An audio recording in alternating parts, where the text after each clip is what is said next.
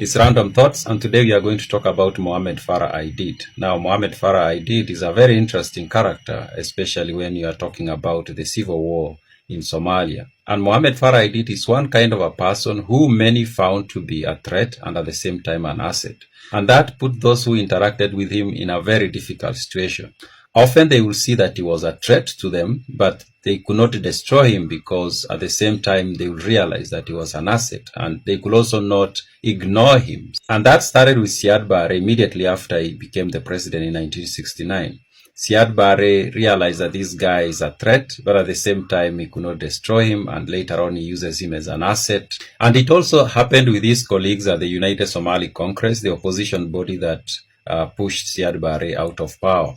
While they could see Aidid as a threat, at the same time they wanted to work with him because he was such a high-value asset. And it also happened with the Americans, who he so badly humiliated in October of 1993 by shooting down two of their Black Hawk helicopters and also killing 18 US soldiers.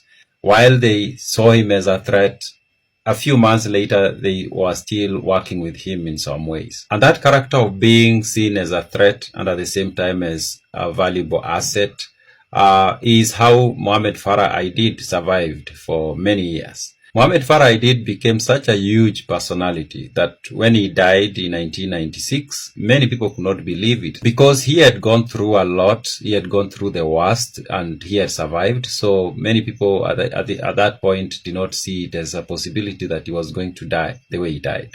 Muhamed Farah Aideed was born on the 15th December 1934 in a town known as Beledweyne that is located to the west of Somalia, middle Somalia west, we can say. He comes from Haban Gidir subclan, which is part of the Great Hawiye clan. In the early 1950s, Muhamed Farah Aideed joined the police service. Now, at this time, Somalia was basically managed by Italy on behalf of the United Nations, and because of that, it did not have its own military, and at the same time, the Somali citizens could not join the military of Italy. So the only disciplined force that was there was the police service. And as part of his training to become a police officer, he went to study in Italy, and he stayed there for a while. When he came back, Somalia was just becoming independent, and like many of his colleagues, including Siad Barre, he joined the Somali military that was created immediately after Somalia became independent. Later on, he was sent to study at an elite military academy in the Soviet Union. That was immediately after Somalia had become independent. And when he came back from that training, he was promoted to be a lieutenant colonel in the army. And when the second president of Somalia, Shamarke, was assassinated in 1969, Muhamed Farah Aideed was given the responsibility of providing security during the burial of the deceased. Now, immediately after Siad Barre became the president, he recognized that Farah Aideed was a threat. He decided to have him arrested and detained, and he stayed in prison for 6 years. And this was not a sentence that was given in court. It was, he remained in detention without trial for 6 years. But still, Siad Barre could see that this young man was of very great value, and he released him in 1975 and gave him his job back. And in fact, he was promoted to become a brigadier general. And when the war broke out between Somalia and Ethiopia over the Ogaden region, Farah Aideed played a very critical role in that war. He did provide great value to Somalia as a brigadier general. And interestingly, he was also appointed to become the aide-de-camp of Siad Barre, and he used to work very close with him at some point, at least, even though Siad Barre had always suspected him of being someone who could not be trusted. And after working for Siad Barre in his office for a while, he was appointed to become the Minister of Intelligence. And then later on, Siad Barre nominated him to become a member of parliament. But that was a short-lived position because Siad Barre again could see that this person was not supposed to be very close to power or even within the country. And in fact, he appointed him to become the ambassador for Somalia in India, and he sent him out. While in India, he went to school, he wrote a few books, and he built some networks there that became very valuable to him later on. And then in 1989, there was a movement going on in Somalia, and there were people who have formed organizations to remove Siad Barre from power. And the foremost of these groups was, of course, the United Somali Congress. And decided to join this group. Ali Mahdi Mohamed in particular was so against giving Farah Aideed any powerful position within the group because there was talk of trying to make him the chairman of the group, and Ali Mahdi Mohamed and others did not want that to happen, and it did not happen. Nevertheless, even though they did not want him to have a larger say in the group, they still wanted to use him because they recognized that he was a huge value.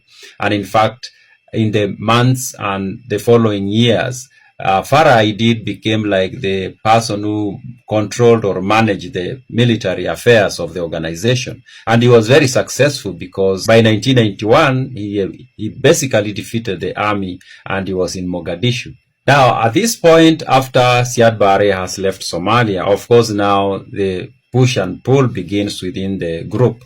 And the group, in general, didn't want Farah Aideed to be its leader, but Farah Aideed seemed like a person who was very ambitious, and he wanted to become the president of Somalia by all means necessary. And because of that, the group basically split into two, and Farah Aideed formed his own group, we can say, and the group he formed came to be known as the Somalia National Alliance. And with that, Farah Aideed was now basically at war with the previous group. That conflict was to intensify with time. There are other things that happened first before that. Now, there is something that Mohamed Farah Aideed is most known for, and that is the Battle of Mogadishu, where he managed to down 2 of America's helicopters and also killed close to 20 of its soldiers. And this has been popularized, of course, by the award-winning movie Black Hawk Down, which was released in 2002.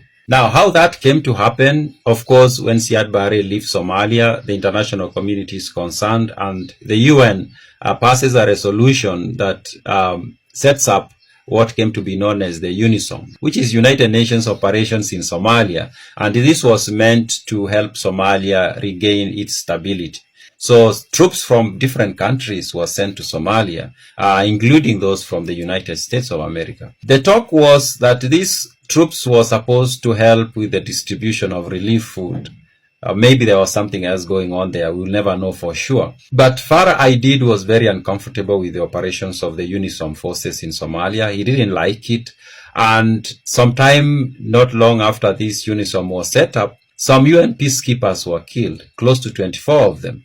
And we never know for sure whether he was responsible, but the international community, of course, concluded that it is Farah Aideed who was responsible for this because he had expressed his dislike for the activities of the UN peacekeepers in Somalia. Now, this is where the US comes in. After this incident of 24 UN peacekeepers being killed, the US decides that they are going to break down Aidid. They were going to limit his powers within Somalia.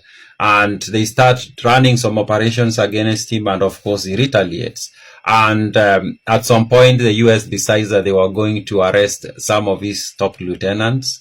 For some reason, they decide not to go directly for him. And this is when now the Battle of Mogadishu happens. This battle happened on the 3rd of October 1993. And it was supposed to take like just 90 minutes. That's what it was supposed to be. 90 minutes, go in, pick the 2 guys or 3 guys, whatever the number was, and leave.